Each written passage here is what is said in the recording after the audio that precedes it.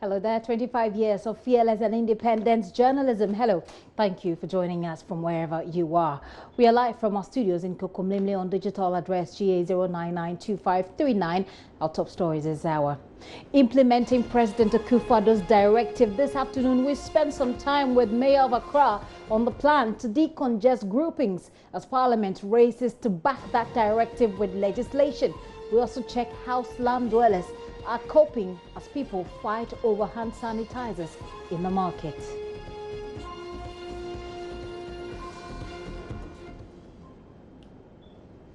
Another disease killing people. We take you to the Upper West region where meningitis has killed at least 18 people after the region recorded 137 cases. We have more on that shortly. And also in this edition, water and power shortage hit some parts of the country amidst fears that could affect the country's ability to observe measures announced to deal with the spread of coronavirus. We'll also go to Parliament where the minority insists Dumso is back.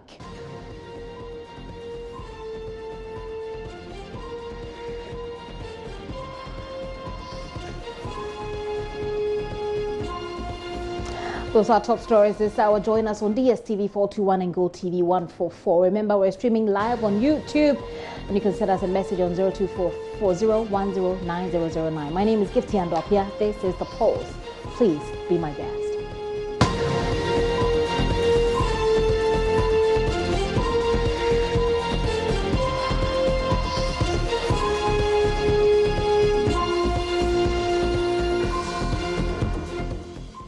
This afternoon, full enforcement of containment measures aimed at halting the spread of coronavirus infection in Ghana kicks in as travelers from high-risk countries are turned away at the airport.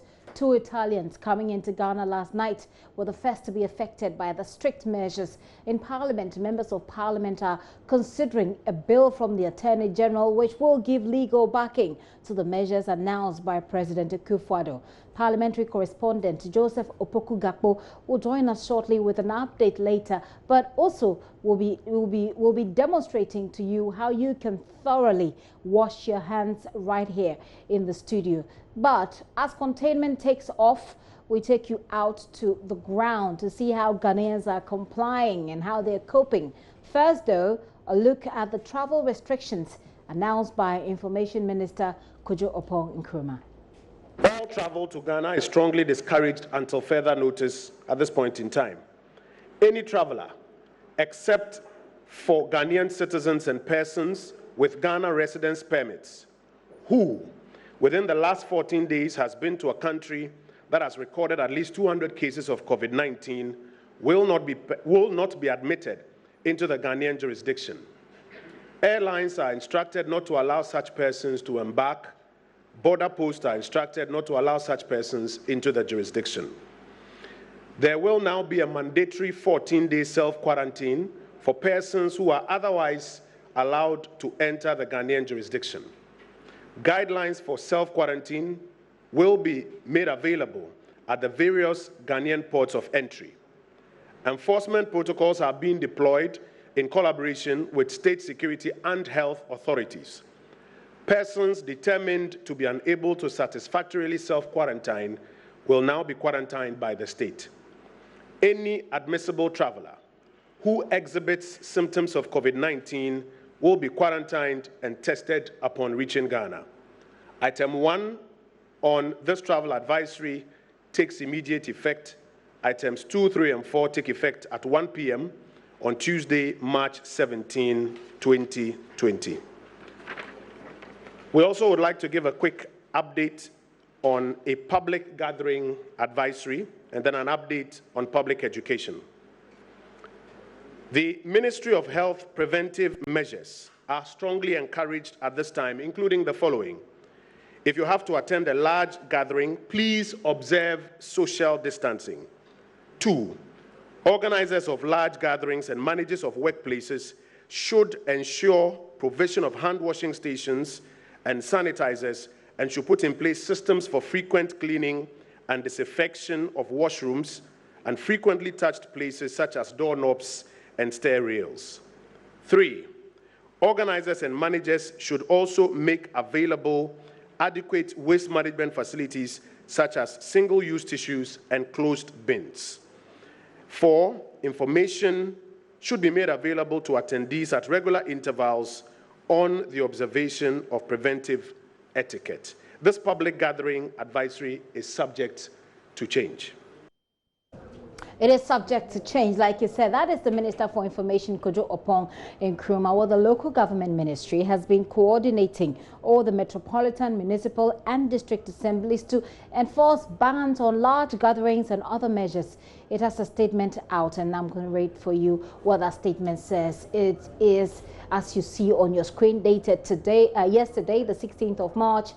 And it says that in response to the coronavirus outbreak, His Excellency Nana Akufo-Addo, President of the Republic, announced a number of measures to contain and prevent the spread of the virus. Well, that's the Ministry of Local Government and Rural Development was tasked by the President to liaise with relevant authorities to improve hygiene standards in the market. Pursuant to the above, the ministry directs all metropolitan, municipal and district assemblies to put the following measures to place. And it goes on to list those measures. 1, to set up public health emergency systems to operationalize and monitor implementation of the directive within their areas or their areas of jurisdiction, especially at marketplaces, lorry parks and other public places, to prevent the spread of the virus. Number 2, to the Public Health Emergency Committee should be made up of the following, and it goes on to give you a list of who should be on that list: Metropolitan, Municipal, District Chief Executives as a chairperson, the members of the Metropolitan Assembly, Municipal and District Security Committees, District Director of Health, Director of Education, Director of Information, NADMO Coordinator, Environmental Health Officer, Community Water and Sanitation Agency, District Office of the National faith-based organizations, transport unions, market associations, District Environmental Protection Agency Officer, Assembly members, and it goes on and on and on. It also says that MMDCEs should negotiate for free airtime on FM stations in their respective districts to broadcast messages and educate the public on the preventive measures. And they're also tasked to enforce the bylaws on food safety, environmental sanitation, hygiene, and also on entertainment and outdoor events. They're also to ensure the availability of hand washing facilities with running water and hand sanitizers, advantage points in markets and all such public places. In the final paragraph, by the way, it says that all regional coordinating, well, the last but one paragraph says all regional coordinating councils are to coordinate and ensure compliance with the above directives and submit bi-weekly progress reports to the Minister for Local Government and Rural Development on what they've done so far as the implementation is concerned. Now it says that in the meantime, the ministry is working on leveraging resources to improve on sanitation conditions in our market. It's signed by Haji Halima Mahama, Member of Parliament, also the Minister for Local Government. Now, if you get to any of our markets, you see the crowdedness and just how difficult it might be to observe social distancing in circumstances like this. Well, already the assemblies have started complying, and we'll talk to you about the Accra Metropolitan Assembly's response to this.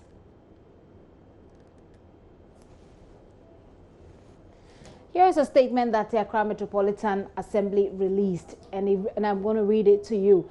It says, in line with the President's directive on measures to contain, it goes on with the preamble, and let me just take you to the subject matter and what's at the heart of it. It says that the conduct of marriages are the AMA Hygiene Bylaws 2017 of the Assembly. Also a very curious part that we'll be talking to the mayor about. Now it says all public toilets in the metropolis have been directed to provide hand washing facilities at their entrances under acceptable sanitation standards as prescribed in the Sanitation Bylaw 2017 of the Assembly. Now, number 5, it gets to talk about what drivers are supposed to do.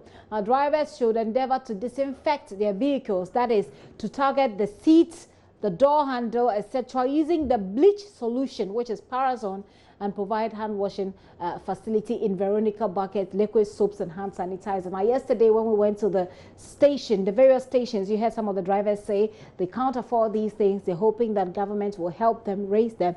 We'll find out from whether they're in the position to do so. And number 6, it says to intensify public education on preventive measures in markets, communities, as well as other public places by the Metro Information Services Department, which commenced weeks ago. The Public Affairs Unit of AMA will provide daily updates through their social media handles and other information outlets. The Assembly, therefore, entreats everybody to frequently wash their hands with soap on the running water for 20 seconds, use hand sanitizers, and cover your nose and mouth when sneezing or coughing. Again, they remind you that if you're experiencing any of these symptoms, these are the numbers to call. Do not walk to the hospital. If you experience any of these, just give them a call. And that is 0509-497700 or 0558-439-864.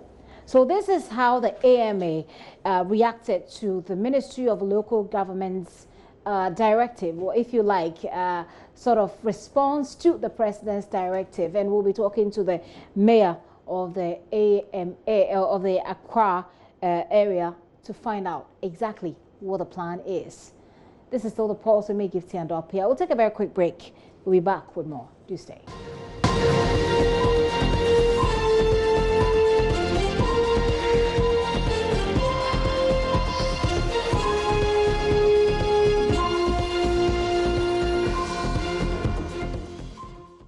Welcome back to the show. Many thanks for staying with us. Like I said, we'll be going to the market to find out about the sales of sanitizers and how come people are fighting over it. We'll also find out from slum dwellers how they're coping in these times. And then we'll go to Parliament, which is racing to back President Akufo-Addo's directives with legislation. We'll also take you to Kumasi. But in the meantime, the Pharmaceutical Society of Ghana says it is working around the clock to supply essential medicines that are needed for the treatment of COVID-19.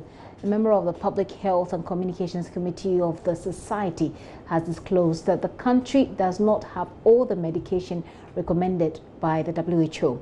Speaking at a stakeholders meeting under the auspices of the Ministry of Information, Dr. Mark Jadosi assured measures have been put in place to address that situation. We have put together already protocols and SOPs for our members. We've put together handouts and communication material for the general public. We've acted a few videos that have started, have actually gone into circulation.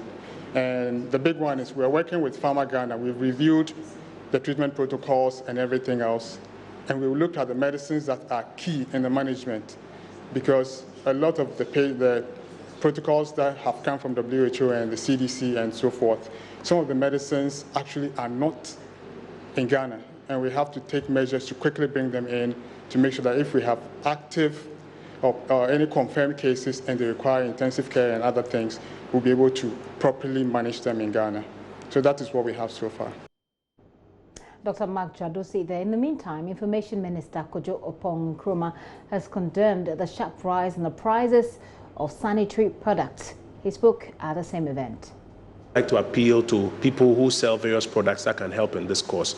This is not the time to be unduly profiteering with your products and your services. Like the President said yesterday, these are not ordinary times. These are the times when we have to come together as a human species and ensure that we do things that assure the survival of each and every one of us. Minister for Information Kojo Oppong Nkrumah there. JoyNews, though, is learning that there is a mad rush for hand sanitizers in the Central Business District of Accra. Take a look.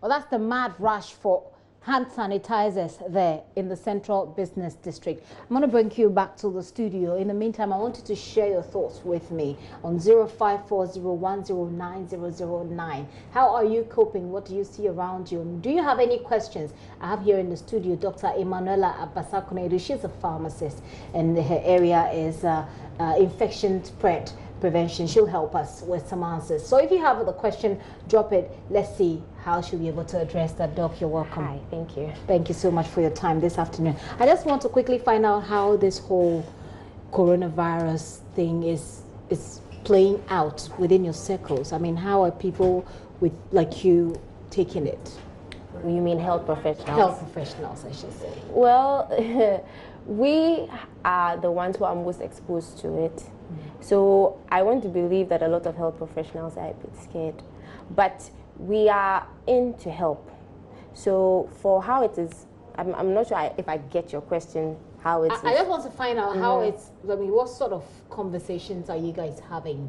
I mean, because you've said that you are at the front line. So exactly, so we get that. I'm going to take, that's not really the focus of my conversation. I'm just starting that to bring you in, because this is also about you, those of you who are offering help at the front line. How is it panning out? What kind of conversations are you having? Okay, so I think at the moment, the most pressing thing is getting the medication that is needed to treat the coronavirus available in Ghana.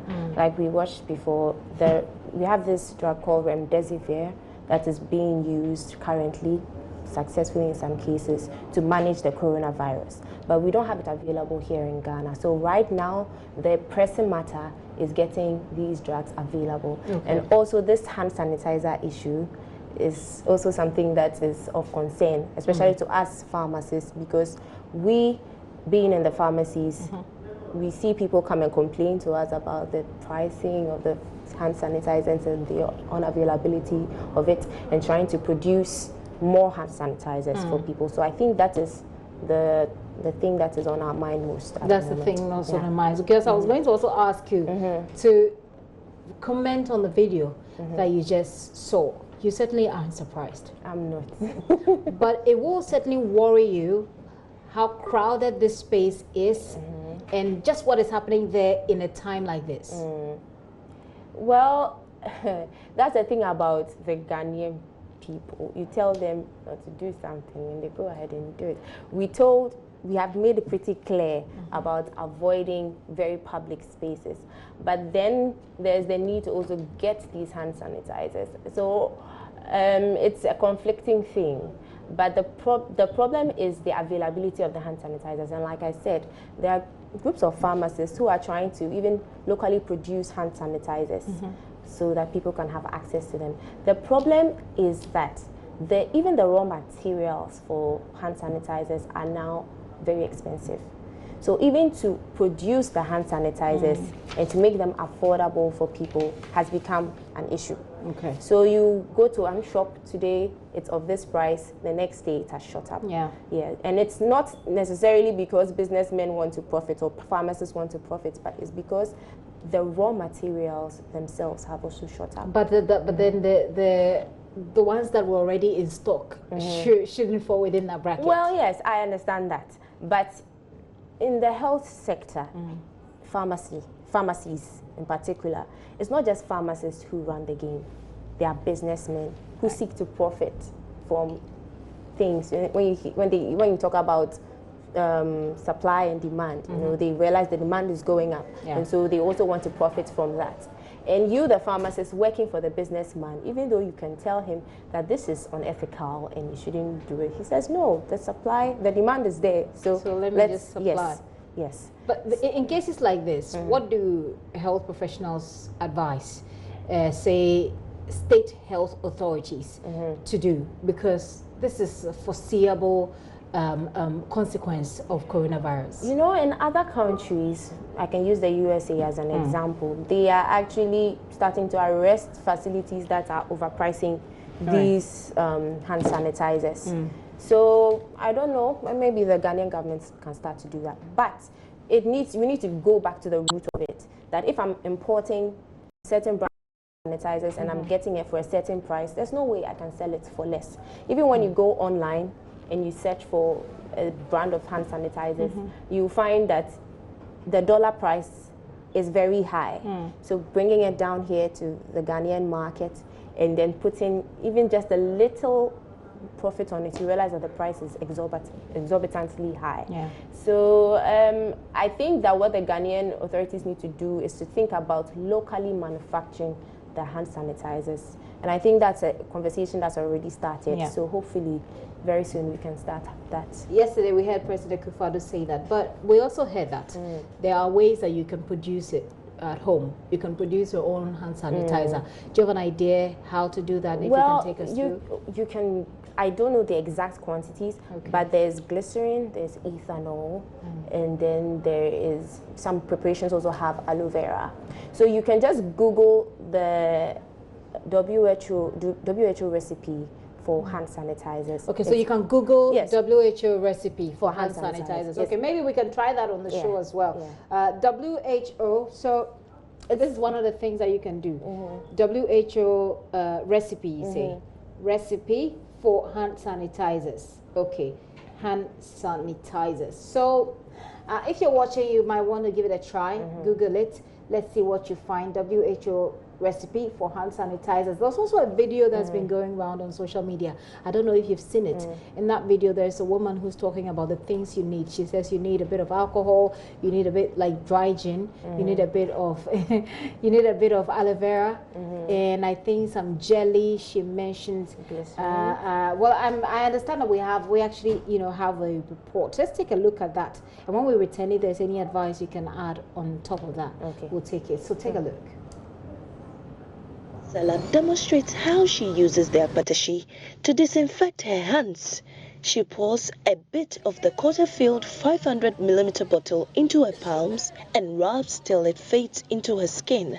She trusts that this procedure has killed any virus and is ready to serve her customers. The akpatashi serves the same purpose as the sanitizers for me.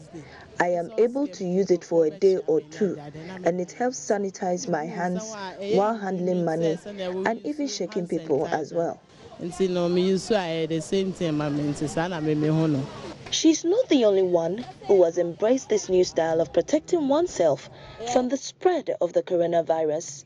Her colleagues have bought into the idea. I use sanitizer and apetashi. They say apetashi. So this morning I use apetashi and sanitizer to wash my hand because of the alcohol. It used to be 2 cedis, but now it has become 8 cedis. And our alternative is to use the akpatashi. Even though their new style hasn't been proven scientifically, it's a better alternative to the now expensive hand sanitizers. The 2 cedi bottle now sells at 8 cedis, and the 5 cedi bottle now sells at 12 cedis. This trader is very unhappy about the situation. How many people can afford it now, especially the poor? Imagine a family of 2 or 4 children. How will they manage? It's very disheartening. But vendors have been justifying the prices. One of them who attempted to explain says they have no control over the situation. Very early this morning, I had to go and restock, and the prices had ballooned. It is not my fault. Meanwhile, Akpetishi seller Auntie Lizzie is happy her Akpetishi is moving. While there, she serves a customer. The young men enjoy the akpeteshi. They say it helps their health, and they also use it as a sanitizer. On the other hand, other traders are ensuring consistent washing of their hands as a protective measure.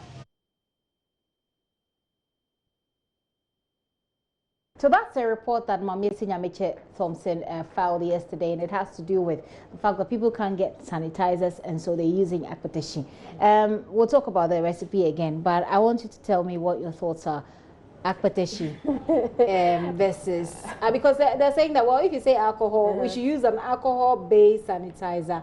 Then why don't we just go to the alcohol? Well, directly? there's a certain concentration of alcohol that you should use that can kill the virus. Okay. So the akpeteshi on the market is roughly between 40% to 50% of alcohol.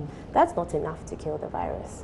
So you can still be using akpeteshi, but the virus and still there will be no effect. Does it mean? Please go ahead. So the most appropriate percentage of alcohol to use for sanitizing your hands is about 70%. Between 65 and 70%, you are assured that it's going to work. So the akpeteshi that they are using, the vodka people, it's not going to do. It's not going to. So does that mean that the combination of the alcohol, the glycerin, and all of those things now come together to form a certain amount of alcohol concentration that is then able to kill the virus? No. The glycerin and those things don't necessarily affect the concentration of the alcohol. Okay. The alcohol is on its own. But what it does is that it prevents drying of the alcohol. Alcohol evaporates very quickly and can be a bit harsh on the skin. So we have the glycerin, which acts like an emollient, and emollient is just to soothe the skin so that's not so burning, and then just to give it a base that you can apply. Ideally, you shouldn't be applying alcohol directly on your skin as a hand washing. No, you shouldn't. Why not? Because it can affect your skin cells. Okay. It can damage them, especially at very high concentrations. So ideally, there should be some kind of base that will protect your skin from drying. Can easily dry up your skin. Okay, let's go on and talk about wrap it up. The conversation we started about homemade sanitizers. I don't know if we found anything when we googled the WHO recipe for hand sanitizers, but give us an idea what you think we can do if we have to make this so I have at home. I have the recipe here. Okay. It says 96% of ethanol, 3% of hydrogen peroxide, 98% of glycerol, and then sterile or distilled water. Now these things I don't think they can be made at home. They can't be made at home. No. So the video, but our local industries can go into making more of this, because to be honest, I don't know how many lay people know how much alcohol is in 96%. I don't know how many of them can prepare accurately 96% of ethanol. How many people can measure 98% of glycerol? You know, so all of these things, you need somebody with some kind of chemistry background to be able to prepare them. So as for the handmade sanitizers, I have read on them, and I don't see any evidence to support their effectiveness, actually. I went online today, read about a couple of them, and most people were saying that they don't really think that the hand sanitizers, most studies were saying that the homemade hand sanitizers may not be as effective as the commercially produced one, especially because we've not even carried out any studies to prove that they can actually kill the coronavirus. Yeah. Well, let's see. I do have some questions here. I'm going to take you through them. But before that, one of the main parts of our conversation is to look at your area, infection spread control. What sort of advice do you have? How can we control the spread of coronavirus in these times in the country, considering the strength of our health systems as compared with other countries that we've seen deal with it, China, the United States, Italy. You know our system very well. What do you see and what can you say regarding our ability and how we can control the spread of coronavirus? So I think the most important thing is taking preventive measures. So we have a variety of things. You need to thoroughly wash your hands for at least 20 seconds under running water. Let's not do the bowl type of hand washing, no. We need running water. You need to keep about, at most, or at least 3 feet from someone that has some symptoms that you suspect, you know. And in fact, you should avoid as much as you can these social gatherings. I know a lot of us like to party and things, but a lot of these clubs are even shutting down and churches are also closing, so that's a good thing. But as much as possible, you should just try and self-quarantine. Just try and stay at home, especially if you start to experience certain symptoms that you think are related to the coronavirus. Okay. So I think that's about it. The hand but we washing, still don't really the know. alcohol-based sanitizers. Yeah. But we still don't really know if there have been any community transmission in Ghana. Not yet. So far. Not yet. But we are still taking preventive actions. Yes. We can't just sleep because there hasn't been. Let me read some of the messages I have now. This one said, is it advisable to buy online from China? I'm asking because I bought an item from Kiku and the item was sent to me, but I don't know whether to go for it or not. So the virus does not last that long on surfaces. Studies have shown that at most 24 hours the virus would die. Okay. So, and for a parcel to come from China to Ghana, it's going to take weeks. So by the time it gets to our country, there is no evidence that there would be any kind of virus on it. So I think it's safe to have your items. I have more questions, but let me just let you know that we've been joined via Skype by the mayor of Accra, Mr. J. Soa. He's actually on the telephone. Mr. J. Soa, thank you so much for your time this afternoon. I trust that you're well. Thank you for having me. We've seen your statement that lines up the things that you want to do as far as carrying out the president's directives are concerned. Can you give us a mental picture in a few words what the plan really is? Thank you very much once again. Following the presidential directive, we were also directed to activate all public health emergency response management committees at the assembly to support our health service to handle or to deal with this particular pandemic situation where we all find ourselves in. So we get also guidance from our mental health director on what we are supposed to do. Right. And based on that, we've taken some few steps since yesterday to be able to deal with the issue within the Central Business District and communities along in Accra Central. One of it is that our main office also serves as a location where people also come to register marriages and organize their gatherings. And we're saying that as much as we are not preventing people to marry, we are restricting the marriage ceremony to only the couples and their witnesses to come and sign, or else you then have to postpone your marriage. Secondly, our facility and Anita Environment also serves as a location for lots of outdoor, indoor activities. We've also put on hold all these social gatherings as directed by the president that we should suspend workshops, big meetings, symposiums, and this is in compliance also to that. But to take it also into the communities, especially our markets as well. We have lots of public toilets in Accra, both in the market and in the low-income communities. We've directed all of them through letters, and our environmental health officers are following up for them to have the hand-washing buckets filled with water and soap so that those who patronize the public toilet, either their entry or exiting, should wash their hands with running water. We've also directed that same applies to food vendors, especially those who are in places where of confinement, the buildings, the restaurants, also to also have say at their points of doing business. And this is also in compliance of our food safety and hygiene bylaws as well. So we intend to step up the enforcement.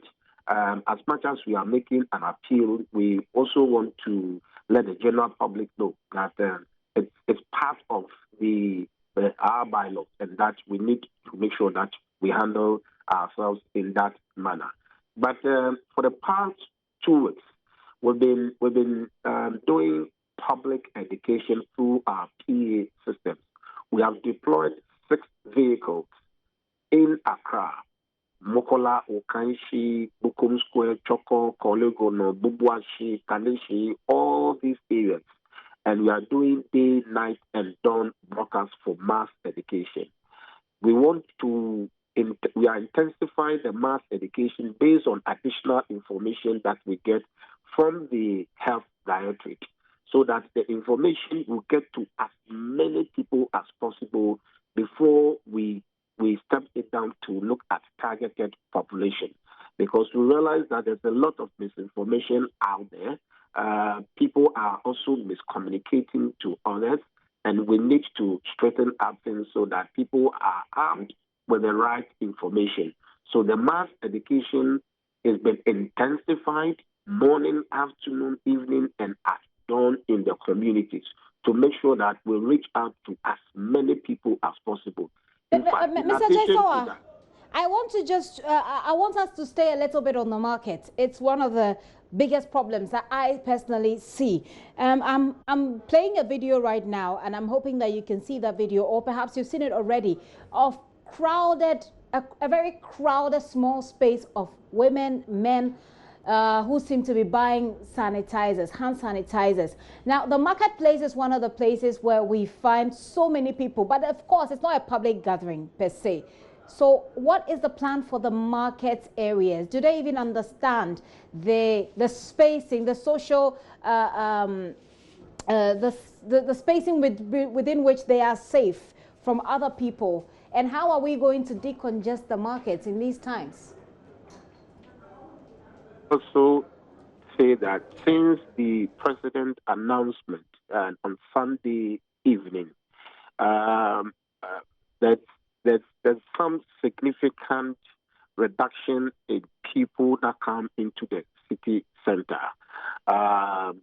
People have decided to stay at home, but there's some bricks market also going on as well. And to specifically comment on your concern, we first of all believe that information is key, and the right information is very important. So provide the people with the right information. I mean, just yesterday, we were informed by the health directorate that there's a mad rush for people even to wear gloves. And their argument is that when you wear hand gloves, it makes you act more irresponsibly because you are in your hand gloves and you think that you are immune. So you touch things anyhow, and then you can also affect a lot more people instead. So these are the kinds of information that we think that people should know. And then we can take it up from there. So as much as we're providing the tools and the leadership, we think that information is very key, and let that information get to as many people as possible. There are many people in the market, they don't listen to radio because they are doing bricks business. They don't watch TV. They come to Accra early in the morning and close at night. So we can only reach out to them at their point of business. And that's what we are continuing to do. Great. Before I let you go again, I want us to talk about the food vendors and the, if you like, transport stations. We saw a video that is purported to be coming from somewhere near either Rwanda or one of those African countries where they set up this makeshift water stands in the transport stations. So before you even get on the bus, you wash your hands. And yesterday we spoke to some of the people at these stations, and they were complaining about their inability to buy soap and water, their inability to, they say at Circle, they say there's no tap here, we have to buy water. Someone says we can't buy sanitizers. Is there a plan for the AMA, for example, to provide some of these things at vantage points in the marketplaces and in the transport stations to help if individuals are not taking it upon themselves to do it? First of all, I mean, we must understand that we are not in normal times, that you will expect government to spoon feed you at every point in time. And I think that that communication should also get to people. If we don't do that, we will have people folding up their arms, things that they can do, they will not do, and then put all of us at risk. So that it is very important. We are doing our part. As I speak to you now, we are continuing procuring the Veronica buckets to be placed at vantage points. If you do so and we are not careful, the same people will also come back and say, come and put in water. When you put in water, the same people will come and say that, come and refill it and, to do some of these things. I think that our communication should inspire people, should encourage people to volunteer, to do more, and this is what I want to urge the people of Accra. That we are not in normal times. That right. We think I think that people... We think that people, government should do everything for them. And I get you there, but the point is that if they are supposed to, but if they are not, the thing is that we are all at risk. So wouldn't you say perhaps if they see government take the first or initial step, and then the encouragement comes for them to take personal responsibility, that will be a certain catalyst that moves them towards the right direction, if you get what I mean? Well, it can come from either way, because I don't think that in your station that you are waiting for government to come and provide you with a hand washing machine or a sanitizer. We're not, because we understand. We are not, because we understand. But the people at the stations perhaps don't understand it yet. So my point is that our communication should be for people also to understand, to appreciate that we are not in normal times. We are indeed. I have indicated to you that we are providing the Veronica bucket at certain locations, but it will be practically impossible for us to provide water, the Veronica bucket at all locations within the shortest possible time. The virus is not waiting for us to, before we provide all these things, before it continues. That is why I posed a rhetorical question to you, that in your office, you did not wait for government before you responded to that. And I think that the communication should be out there to encourage people to act more responsibly, to act more fast if you are in the position to do so. And don't wait for government, because we cannot wait for government to do everything for us at the moment. Mr. J, so I'm really grateful that you joined us, but do you have any final words as we call it a wrap? And when exactly is the enforcement starting? We just finished a meeting on the second day of meeting with the Public Health Emergency Response Unit.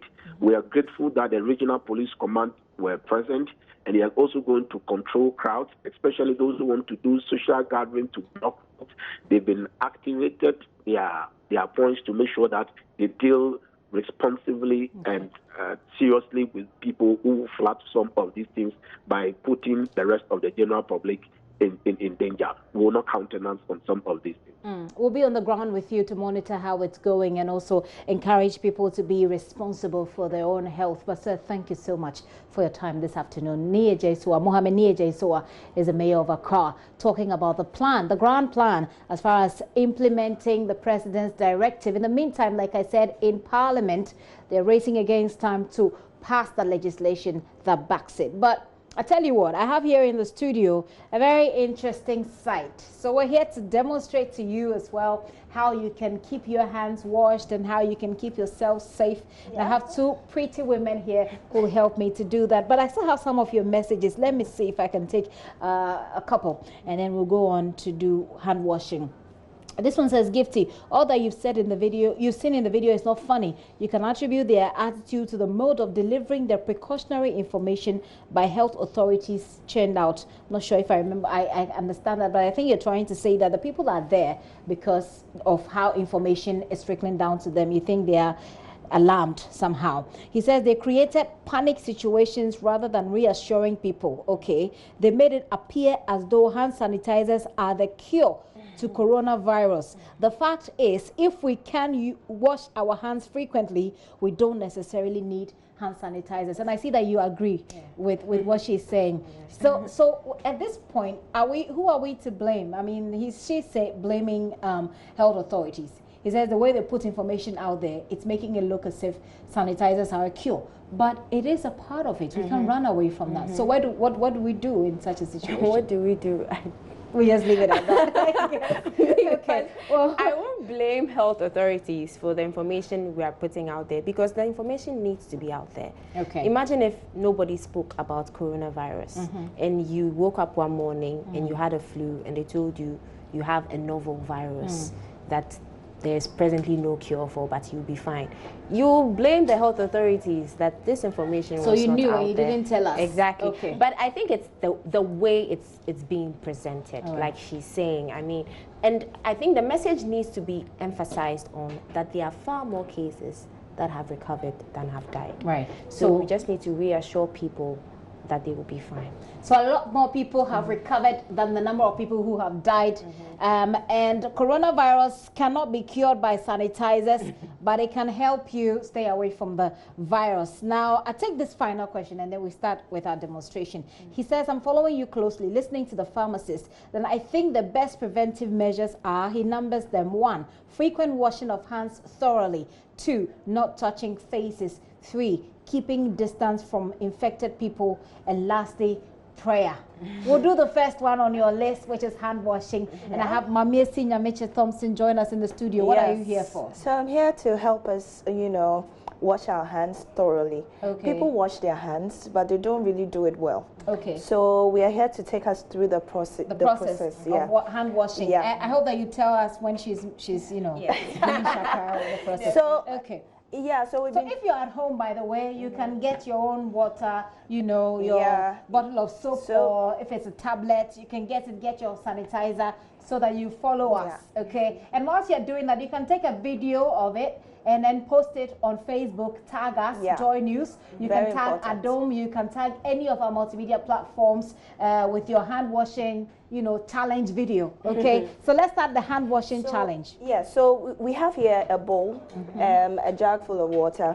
We have disposable paper or tissue, and then liquid soap, and then we have a sanitizer. Okay. So because we are not in normal times, we need to have running water. Ideally, it should be running water, but because we don't have a tap, we're going to use a jug. Okay. So what we do is, first of all, we take... Do you want Doc to help you with the water? Yeah, yeah, Doc can help me with that. So we first of all wet our palms with the water a little, just a little there. Thank you.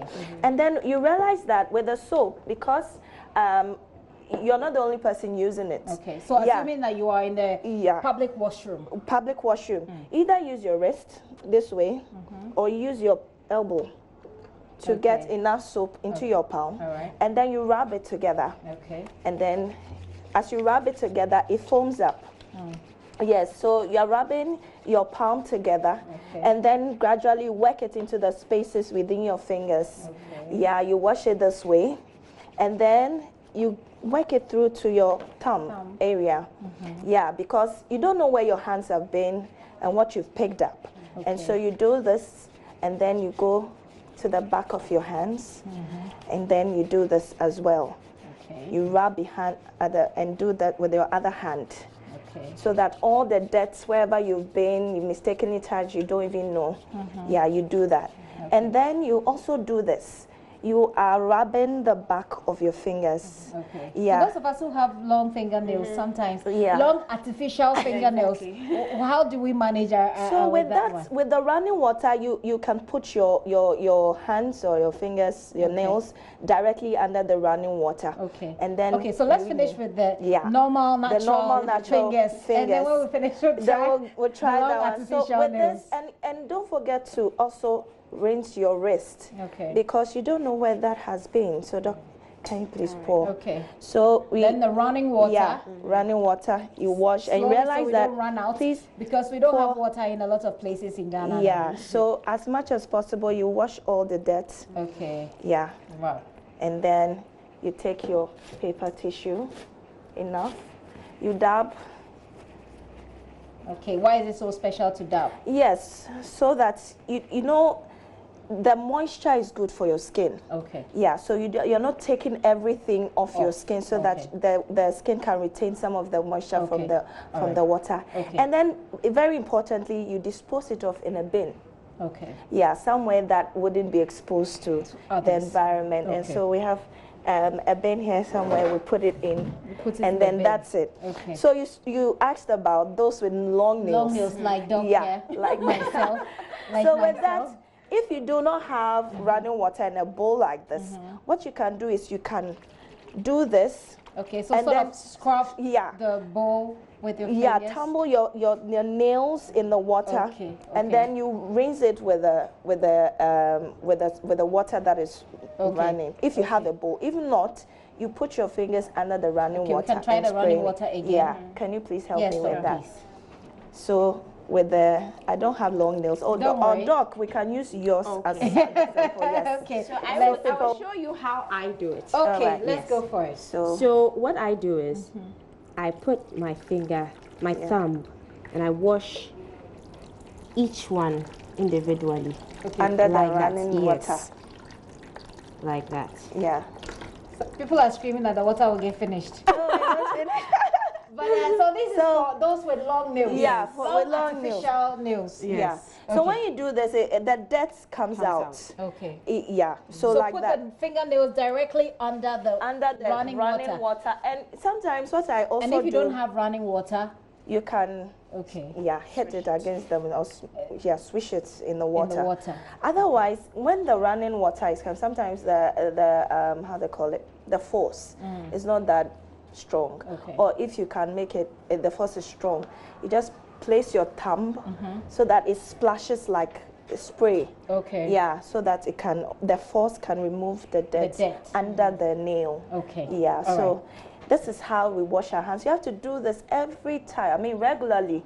Get your fingers or your hands washed in this time of COVID-19. Okay. Someone sent a picture and is asking if I can use these hand sanitizers, but I've not downloaded what you sent. What I can say though is that, like you've seen Mamiesi done, if you don't have sanitizers, you can wash your hand. Go through this process as many times as you can, as possible. As you have water, wherever you have access to water easily, or even so. I mean, some people can even take a bottle of soap to the office, wherever you are, you can have, and in place of the liquid soap, you can use bar soap, toilet soap, or medicated soap. Wherever you are, you have access to it. Some people wash their hands, and at the end of the day, they take a little of the hand sanitizers, and then you smear it. Some too. Yeah, don't wash their hands. Yes, those with long nails are also and then you just all over your fingers. Okay. Get it done right. And then you're good to go. You're good to go. Yeah. You're good to go. Well, I still have them in the studio. Let's continue with our chats here. Right. Someone sent about the sanitizers that you can prepare at home. Okay. Someone sent this. He says you can prepare sanitizers locally. Here's what you need. 1, rubbing alcohol. 2, glycerin. 3, hydrogen peroxide. I don't know what hydrogen peroxide is. 4, aloe vera gel. He says, my name is Daniel and I have tried it myself. Aloe vera is to make it thick and slippery when rubbing hands. It is simple to measure. And I remember you said that you don't know how to measure. The quantities, he hasn't stated what quantities you need. And the alcohol, you need a specific percentage. It's not just alcohol. It's not just glycerin. They are in quantities, specific quantities that you should use. So we need to watch that. Watch that again. Actually effective. Okay. Says, good afternoon. The way people are rushing for hand sanitizers is not the best because we are already in danger. So what is the mad rush?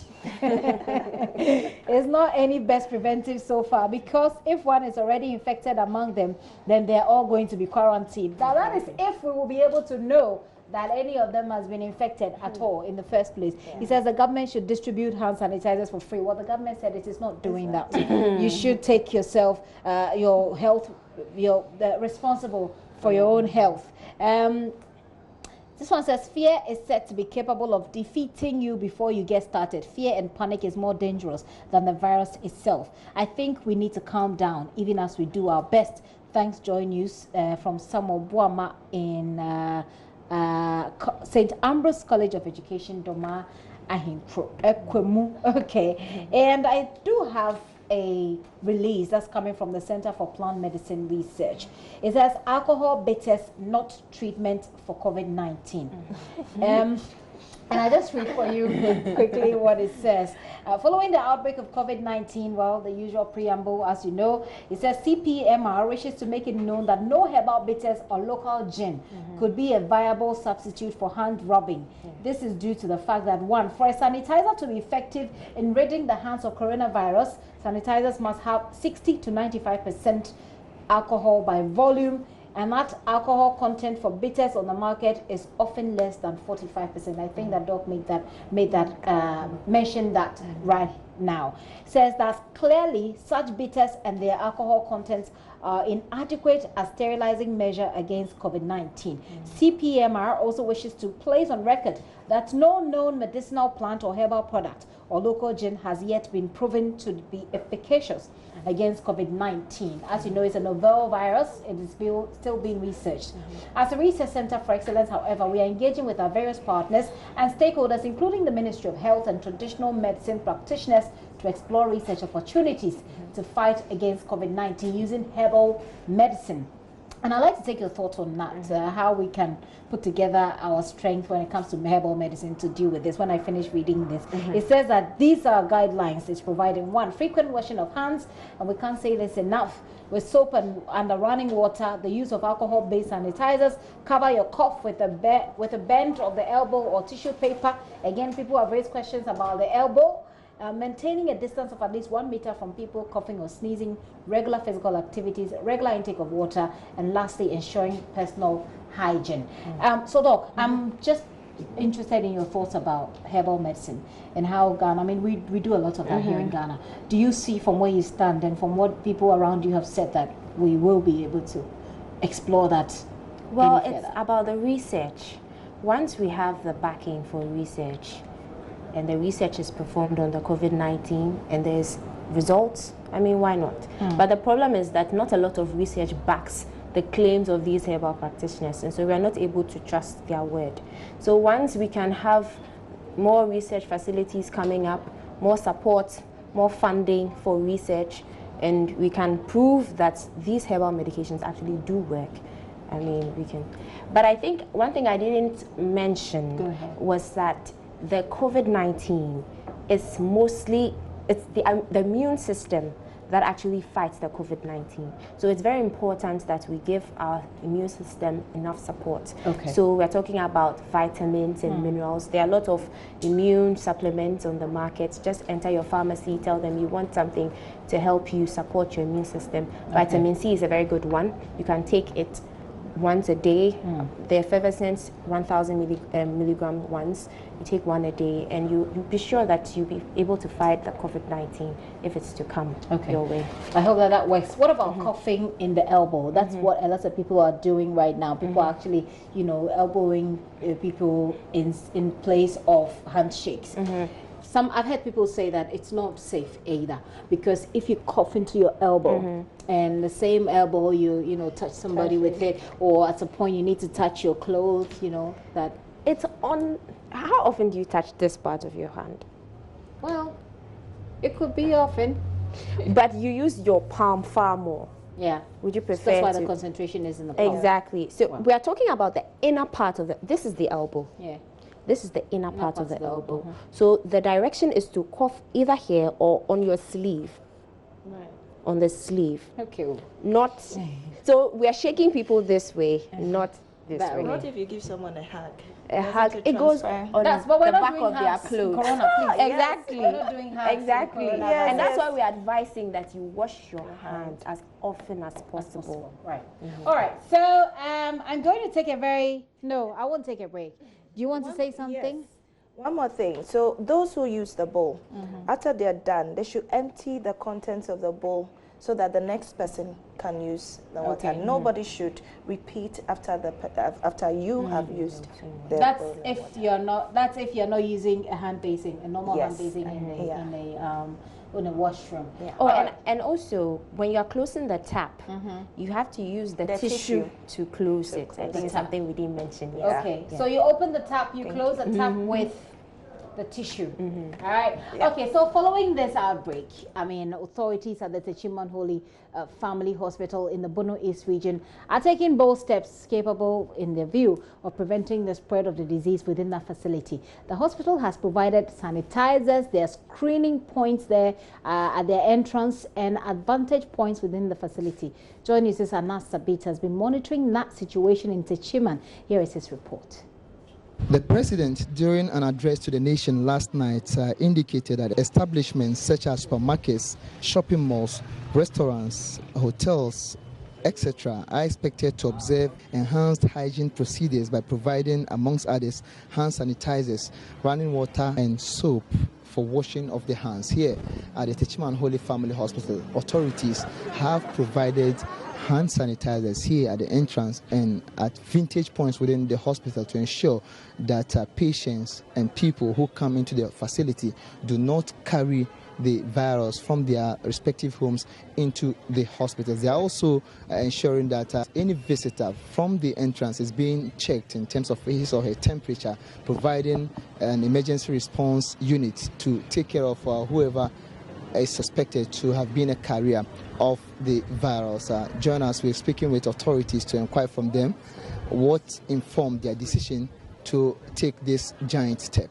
Dr. Patience Amanopo is a specialist family physician and also a member of the emergency response team. Since we recorded cases across the world, the hospital has an institution set up a committee, the emergency response team, to be responsible for taking care of patients and staff within the facility. So we had a team in place before even we recorded cases within the country. So because of that, we have provided what we call Veronica buckets all around the hospital, where patients are able to wash their hands with soap under running water. And we've also provided alcohol-based hand sanitizers all around the hospital that patients are asked to use it and taught the right way when they come into the hospital and when they are leaving. So we decided to start our screening from our main gate, where we check the temperature of anybody who is coming into the hospital, be it a staff or a patient relative. So we check the temperature of everybody. And when the temperature is 38 degrees Celsius and above, we have a checklist that we quickly administer the checklist.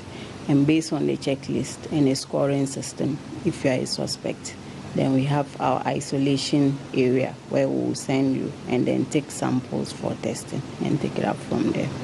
Dr. Patience tells me though they are yet to record a case here, they are ever ready, and then they have in place allocated rooms capable of taking any quarantine case should there be any outbreak here. Our A&E, accident and emergency, was actually designed and a room was created for cases of that sort. We've had a room that we've always kept other cases that we wanted to isolate. But now, since this disease came, we've cleared out that room. And so that room is available to hold cases. We also have a second holding area at a different location. When you go inside the hospital, there's a second holding area. We've also identified facilities that we have that we can use to quarantine staff who become exposed. as a facility which is more or less a referral center for most of the communities within the Bono East region and then some parts of the northern and upper west regions, they have a huge challenge so far as this outbreak is concerned. The hospital is without a ventilator, and so when cases are being referred to this place, it will be difficult for them to at least respond to them by providing respiratory services. As a facility, we do not have a ventilator. So meanwhile, we serve a large population, all referrals from Kintampo, Atebibu, Jema, and some parts of even the northern region and the upper west region all come here. And so if patients are referred here and they need respiratory support, we will not be able to give them that. To some members of the public who have been speaking with us, this move by the authorities is a bold step with commendation, and they want other public institutions to emulate same. It's a laudable initiative because it's part of the preventive aspect. It's going to help at least prevent about 99% of it. You see, we are in a country that we are not taking the preventive aspect very serious. We care much about the curative more than the preventive, which is as a result of what we are seeing now. So suppose this aspect of exercise being initiated by Holy Family Hospital Techiman, even though it's not going to curb it anyway, but it's going to reduce it. We are being asked to wash our hands and use hand sanitizers, and once we do that, we are not going to be infected. So when you do as instructed, you will be protected. The leadership has done really well for this provision. We thank them so much. Good for any woman be here. When you're coming inside, they stop you, they protect you before coming inside. So making me fine. So this morning, those people come here plenty, they test everybody. They take your temperature, wash your hand, so they are down well. From the Holy Family Hospital, we moved to the Techiman campus of the Valley View University, where all academic activities has been suspended, including a matriculation ceremony slated to take place on Thursday, March 19th. Professor Peter Ajikum Boateng is director of the institution. Valley View University, Techiman campus had plans for this semester, and one of the major activities was to have our matriculation ceremony on Thursday. Unfortunately, we have had to cancel that celebration due to the outbreak of the virus COVID-19. And in addition to this, we've also, in line with the directives we received last night from the President of Ghana, we have called off all academic activities. We have suspended everything we were doing on this campus. That is to say, we have closed down the institution for now until we will be asked to continue. From the Techiman Holy Family Hospital, I am Anas Sabit for JoyNews. And court correspondent Joseph Akable has also been checking at the level of compliance to the CJ's directive, that is the Chief Justice's directive on COVID-19. Justice Kwesi Eninyabwa, in a statement, listed a 5-point approach to be implemented to deal with the pandemic. It includes provision of sanitizers at the courts.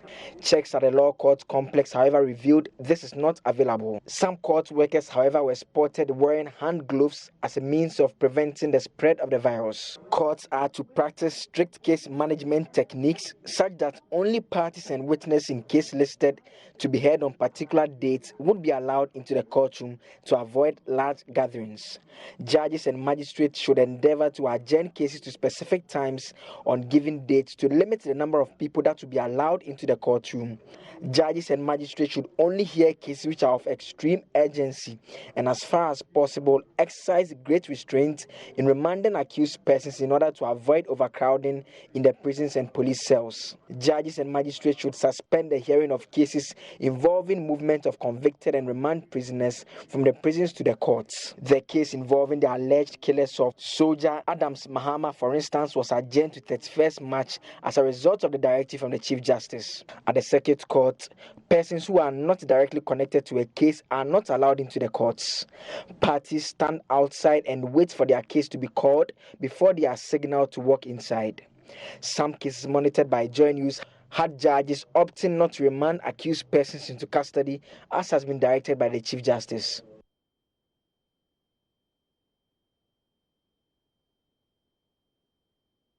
Meanwhile, I just received some correspondence from the Ministry of Foreign Affairs that is directed at all passport applicants. It says that in keeping with government's efforts to prevent the spread of COVID-19, the Ministry of Foreign Affairs and Regional Integration has instituted temporary measures with the acquisition of passports. It says, please note that only passport applications with proof of emergency will be attended to for the next 4 weeks at all passport centers across the country beginning Tuesday, 17th of March. So it means that from now, if you are applying for a passport, you won't get it unless it comes with proof of emergency. That's coming in from the Ministry of Foreign Affairs. So be advised, do not queue at the passport center for a passport. All right.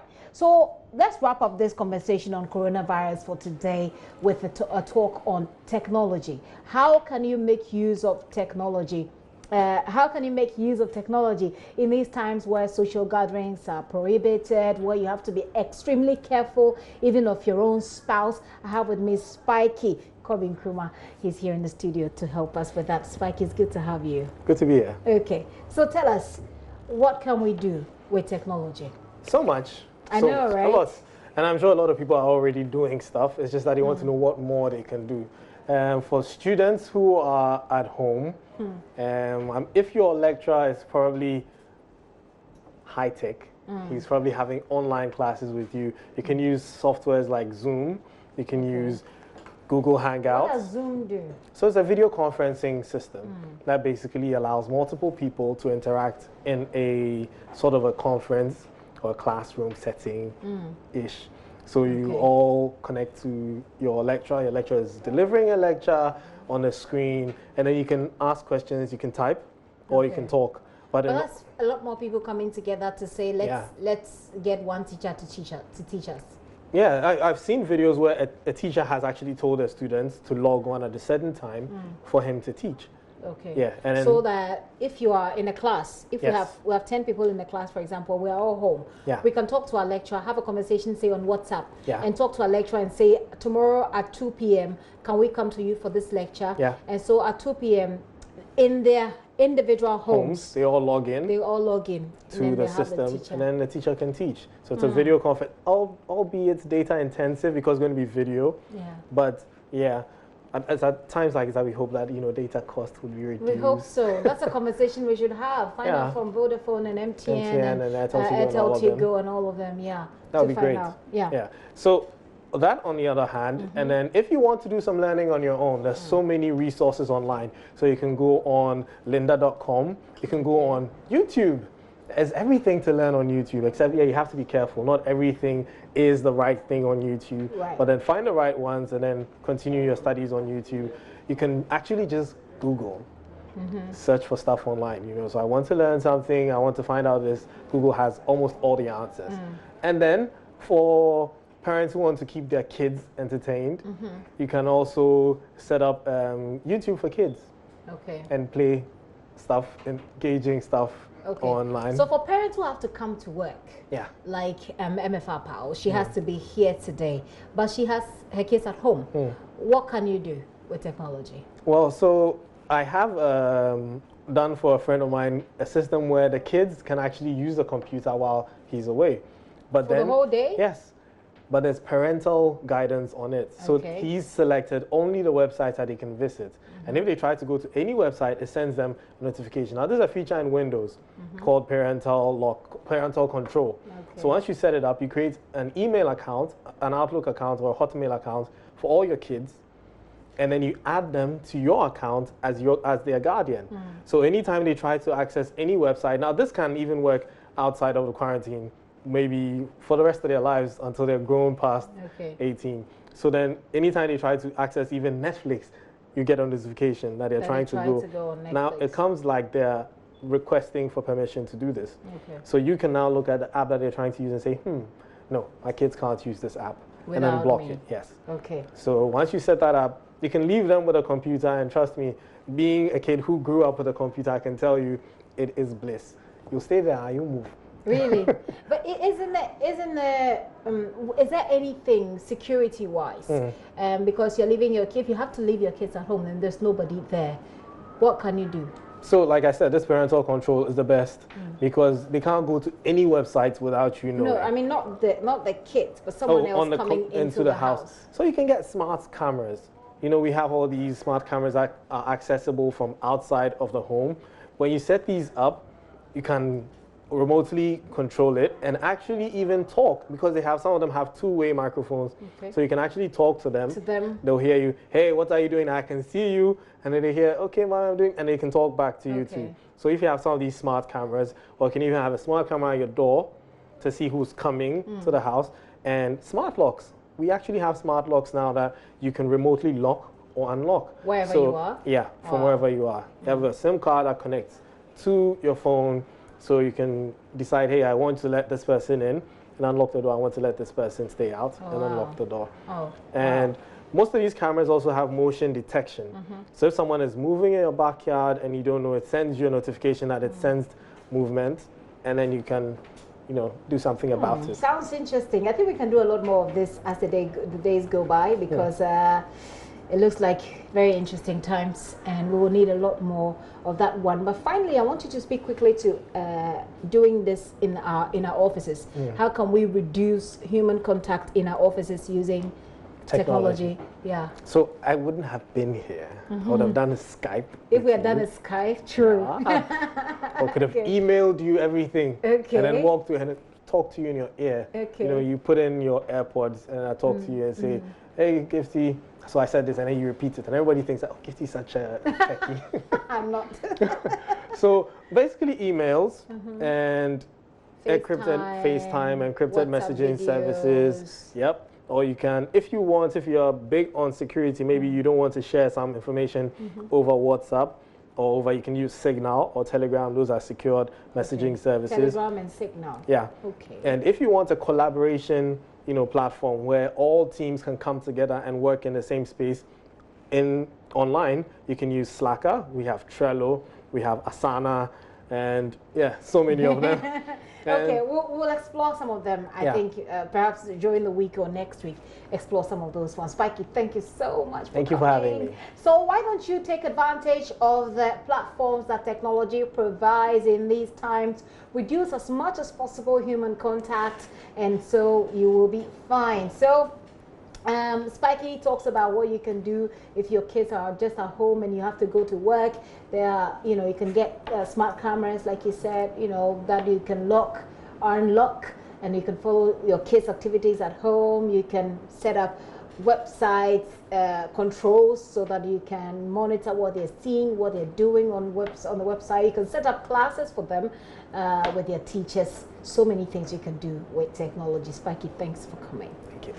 Well, I'm taking you to Kumasi now, the Menchia Palace. They've suspended major traditional ceremonies as precautionary measures against coronavirus.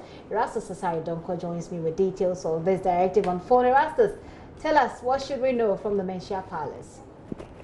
Well, so as part of measures to, as they put it, help government in controlling the spread of COVID-19, the Menchia Palace has directed that all traditional ceremonies, and we are talking about Awuku Day, Akwesi Day, and all the public gatherings, all the ceremonies that attract large numbers of people to the Menchia Palace, and even across the palaces in all the paramountcies in the Ashanti region.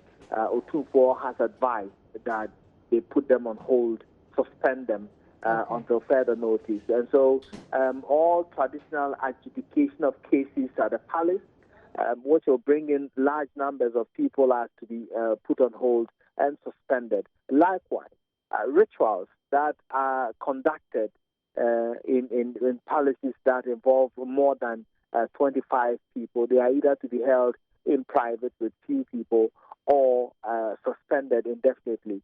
We are also talking about the Mensia Palace Museum, which has been closed down temporarily for this period. And so as we went there today, the whole place is closed down. It's under lock and key because they do not want people to come in there, including foreigners and all that, to spread the virus around. So these are measures that have been taken currently at the Mensia Palace. So thank you for that update. Erastus Osari Donko there. And if you are seeing the videos that Erastus has sent through, you do see that some temperatures are also being checked. While following this disease, the churches seem to be some of the hardest hit, as many of them have been forced to suspend their services. In Ghana, churches and mosques are to stay shut for 4 weeks at least. But it appears many of these churches are finding various ways to reach their flock. Many of them are now using Facebook Live and other social media platforms to encourage their members. JoyNews editor Fifi Kumsing monitored address by Archbishop Duncan Williams and those of others and has come through with this report. Yes, I will be still and know you are God.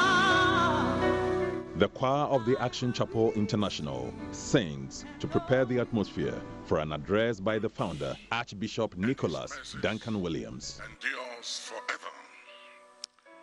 As a result of the proclamation and the address of our president concerning the coronavirus, it's been declared that for the next 4 weeks, there will be no public gatherings, and therefore I have instructed all Action churches and affiliate churches in Ghana to suspend all services and run all our services on social media.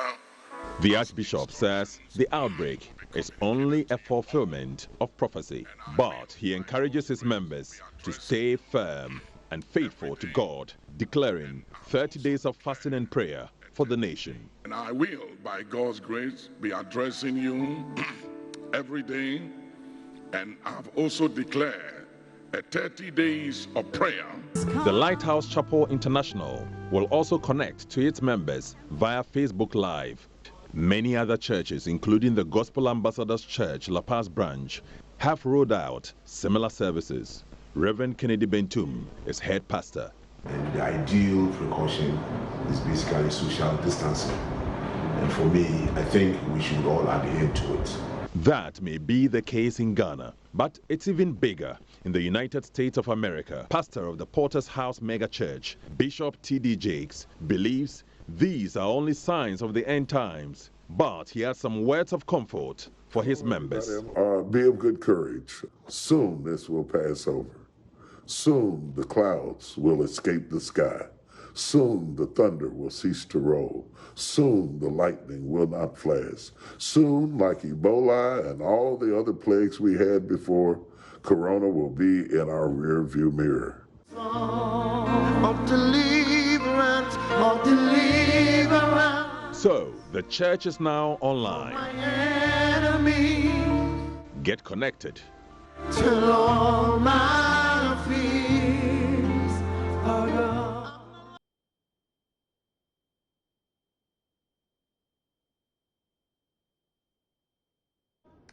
And the admonition is not to be afraid, not to fear, not to panic as we go through these difficult times. Well, China has reacted angrily after U.S. President Donald Trump referred to the coronavirus as Chinese. A foreign ministry spokesperson warned the U.S. should take care of its own business before stigmatizing China. The first cases of COVID-19 were recorded in the Chinese city of Wuhan in late 2019. However, last week, a Chinese foreign ministry spokesperson shared a conspiracy theory alleging the U.S. Army had brought it to the region. The unfounded accusation led U.S. Secretary of State Mike Pompeo to demand China stop spreading disinformation as it tried to shift blame for the outbreak. So far, more than 170,000 cases have been recorded worldwide, with more than 80,000 in China. However, on Tuesday, Beijing said it has recorded just one new case caught in China, with all other new cases brought into the country.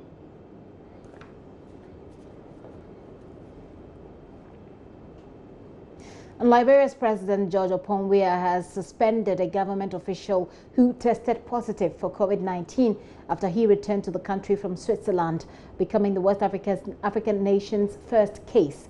Mr. Weah said Nathaniel Blama, head of the Environmental Protection Agency, had refused to be quarantined as required by health protocols set up to deal with the corona outbreak.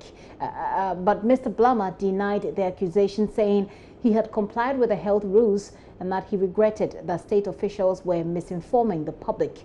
Meanwhile, a statement released from the Information Ministry says President Weah has suspended all school activities, including those of universities, for 1 week from 17th of March. The measure will allow the health authorities to conduct surveillance and trace those said to have arrived in the country on the same flight as Mr. Blama. Many Liberians are anxious, with many worried that if the virus is not controlled, it could create a health crisis similar to the 2014 Ebola outbreak, which killed more than 11,000 people in the region. We'll do sports now. Do stay with us.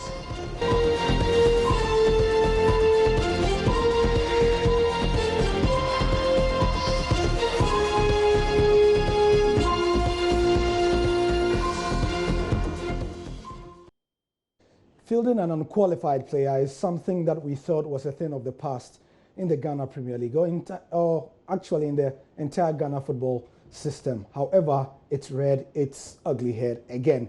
Welcome to the Sports on Pulse. I'm Gary Al Smith, and as you may have heard in our earlier bulletins, Accra Great Olympics have done what they have been known to do in previous years. They've gone to the boardroom and gotten 3 points. This time, they have won their protest against Mediama SC.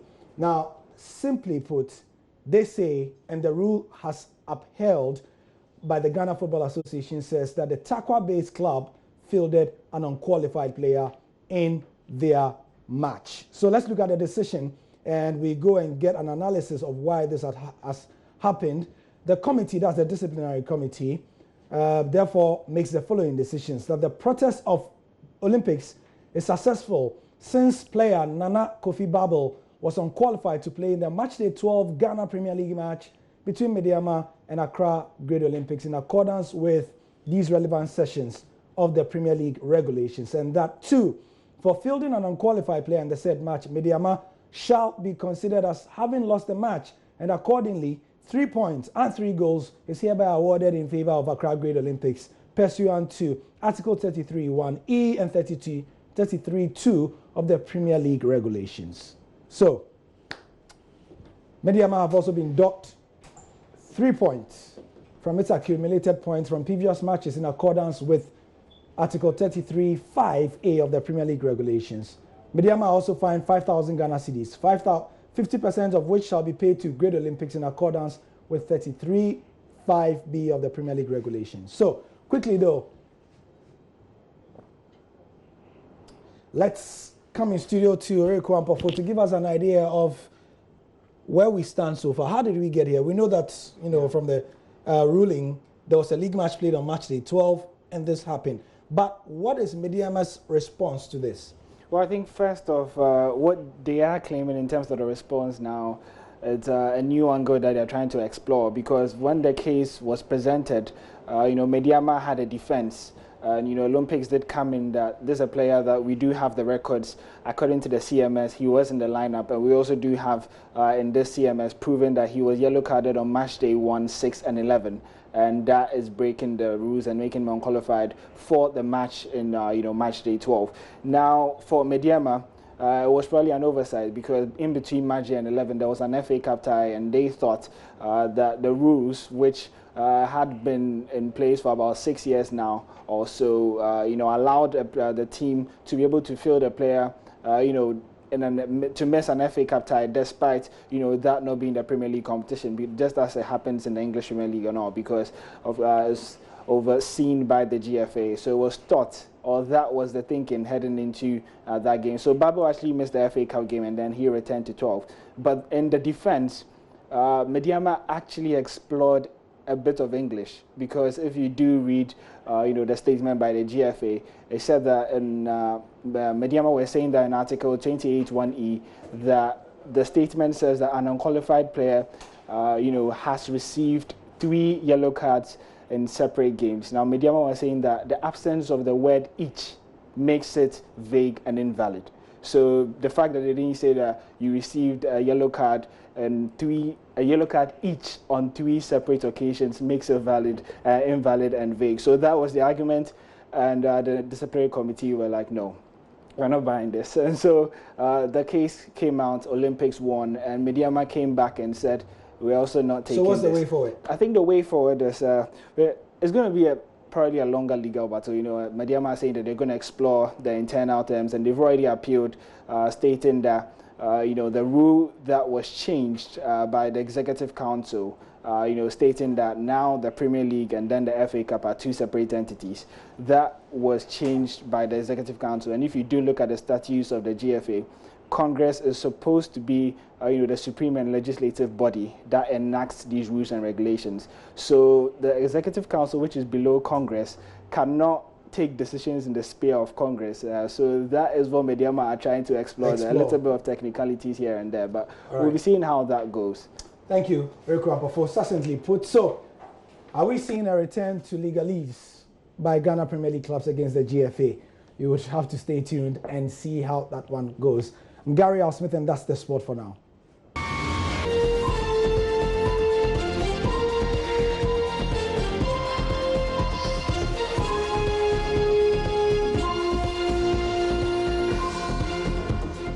I must sincerely apologize for our inability to bring you the story on power and water shortages, and also the story on meningitis. But we have that story at myjoyonline.com, and we do have that in our subsequent bulletins as well. This is our online platform, myjoyonline.com. There's more news.